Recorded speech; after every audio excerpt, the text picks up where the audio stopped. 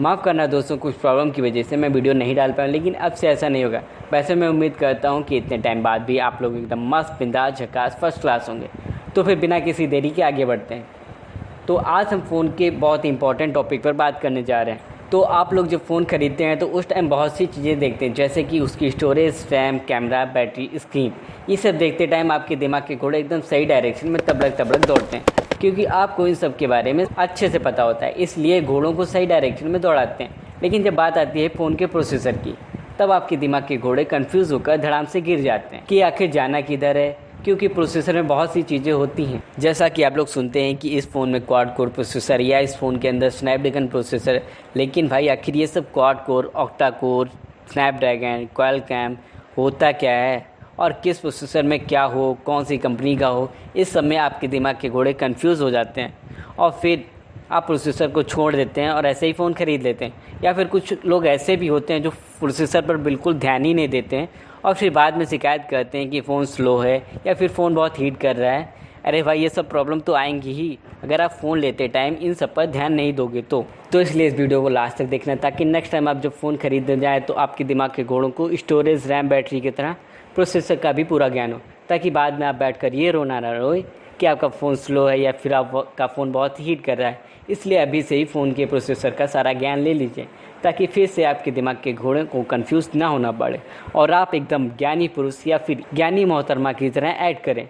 तो चलिए स्टार्ट करते हैं वीडियो और आपके दिमाग के घोड़ों को प्रोसेसर के ज्ञान का सही रास्ता दिखाते हैं। लेकिन उससे पहले एक ज़रूरी सूचना, एक बहुत ही अत्यंत महत्वपूर्ण जानकारी। तो वो इस प्रकार है कि मेरे पृथ्वीवासियों, अगर आपने अभी इस चैनल को अभी तक सब्सक्राइब ना किया हो तो अभी तुरंत कर दियो, क्योंकि इस चैनल पर ऐसी वीडियोज़ आती रहेंगी जो आपके दिमाग के घोड़ों को जगह जगह पर ज्ञान का रास्ता दिखाती रहेंगी। और हाँ, कमेंट करके बताइए कि आपको वीडियो कैसी लगी, लेकिन कमेंट में विनोद कमेंट मत करिएगा, बाकी कुछ भी करिएगा।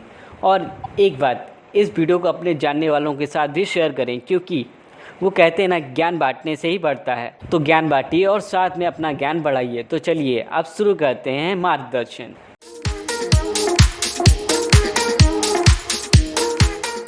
तो दोस्तों, एक प्रोसेसर में वैसे तो 5 महत्वपूर्ण चीज़ें होती हैं देखने वाली। वो है प्रोसेसर का आर्किटेक्चर, प्रोसेसर किस टेक्नोलॉजी पर बना है, प्रोसेसर में कितने कोर्स हैं, प्रोसेसर की फ्रीक्वेंसी कितनी है और प्रोसेसर किस कंपनी का है। लेकिन जब हम फ़ोन लेने जाते हैं तब हमको प्रोसेसर के स्पेसिफिकेशन में मोस्टली सिर्फ 3 चीज़ें ही बताई जाती हैं। वो है प्रोसेसर के कोर्स, प्रोसेसर की फ्रीक्वेंसी और प्रोसेसर की कंपनी। तो इसलिए प्रोसेसर के आर्किटेक्चर और प्रोसेसर की टेक्नोलॉजी पर बात करने का कोई मतलब नहीं है। लेकिन जब आप प्रोसेसर के ज्ञानी बनने ही जा रहे हैं तो प्रोसेसर का पूरा ज्ञान लेकर ही जाएं। तो चलिए ज्ञान की शुरुआत करते हैं प्रोसेसर का बेसिक से। आखिर प्रोसेसर का काम क्या होता है हमारे फ़ोन में। तो दोस्तों, प्रोसेसर को सबसे आसान वर्ड में कहा जा सकता है कि प्रोसेसर हमारे फ़ोन का दिमाग होता है। फ़ोन में जितने भी काम होते हैं उनको प्रोसेसर ही कंट्रोल करता है और उन वर्क्स को परफॉर्म भी करवाता है। प्रोसेसर जितना अच्छा होगा आपका फ़ोन उतना ही फास्ट होगा। उम्मीद करता हूँ आपको आइडिया हो गया होगा कि प्रोसेसर का काम क्या होता है। तो चलो अब बात करते हैं उन 5 चीज़ों की जो हमको एक प्रोसेसर के बारे में पता होनी चाहिए। तो सबसे पहले हम उन चीज़ों पर बात करते हैं जिन पर ज़्यादा फोकस नहीं होता है स्पेसिफिकेशन में, और वो है आर्किटेक्चर और टेक्नोलॉजी। तो आर्किटेक्चर बोले तो डिज़ाइन, नक्शा, प्लान की प्रोसेसर पर कौन सी चीज़ कहाँ लगेगी। ज़्यादातर फ़ोन के प्रोसेसर का आर्किटेक्चर ARM कंपनी का ही होता है। और भी कंपनीज आर्किटेक्चर बनाती हैं लेकिन वो इतना अच्छा नहीं परफॉर्म कर पा रही, इसलिए सारा कब्ज़ा ARM कंपनी ने ही कर रखा है। प्रोसेसर का आर्किटेक्चर हर साल रीइन्वेंट होता रहता है। फ़ोन में जितना लेटेस्ट आर्किटेक्चर वाला प्रोसेसर होगा फ़ोन उतना ही अच्छा परफॉर्म करेगा। वैसे इस टाइम का लेटेस्ट आर्किटेक्चर ARM का 64 बिट के लिए ARM Cortex A78 है और 32 बिट के लिए ARM Cortex A32 है। अब बात करें टेक्नोलॉजी की, तो टेक्नोलॉजी से हमको प्रोसेसर पर लगे ट्रांजिस्टर का साइज़ पता चलता है, या फिर ये भी कह सकते हैं कि ट्रांजिस्टर के गेट का साइज़ पता चलता है, जो कि नैनोमीटर में होता है। इसको शॉर्ट फॉर्म में nm भी कहा जाता है। प्रोसेसर पर लगे ट्रांजिस्टर का साइज़ जितना कम नैनोमीटर का होगा, प्रोसेसर उतना ही अच्छा वर्क करेगा, उतना ही कम पावर कंज्यूम करेगा और इससे आपकी बैटरी भी अच्छा परफॉर्म करेगी। ट्रांजिस्टर एक तरीके की दीवार होता है और दीवार जितनी कम मोटी होगी, डाटा उतना फास्ट ट्रांसफ़र होगा। अब जैसे कि नॉर्मल लाइफ में एग्जांपल ले लीजिए, अगर आपके घर में कोई दीवार मोटी है तो फिर आपको एक रूम से दूसरे रूम में जाने में ज़्यादा टाइम लगेगा, और दीवार कम मोटी है तो आपको कम टाइम लगेगा। वैसे अब दीवार ज़्यादा मोटी नहीं होती, वो पहले के टाइम पर होती थी।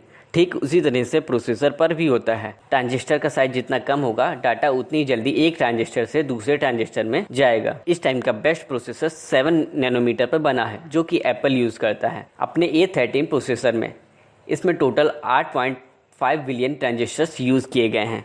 और हाँ, एप्पल ने 5 नैनोमीटर का प्रोसेसर भी बना लिया है, बट अभी तक इसको किसी में यूज़ नहीं किया है। शायद नेक्स्ट ईयर आपको 2021 में आपको किसी न किसी डिवाइस में देखने को मिल जाए।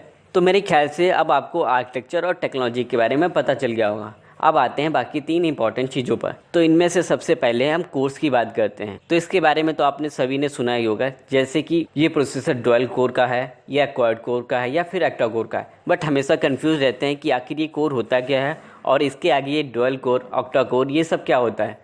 तो भैया सिंपल वर्ड में बोले तो ये है कि कोर्स जो होता है वो प्रोसेसर की एक यूनिट होती है, पार्ट होता है जो एज इट इज प्रोसेसर की तरह वर्क करता है। या फिर ये भी बोल सकते हैं कि एक प्रोसेसर के अंदर दूसरा प्रोसेसर। तो अगर ये बोला जा रहा है कि प्रोसेसर डुअल कोर का है, तो इसका मतलब प्रोसेसर को 2 पार्ट्स में डिवाइड किया गया है।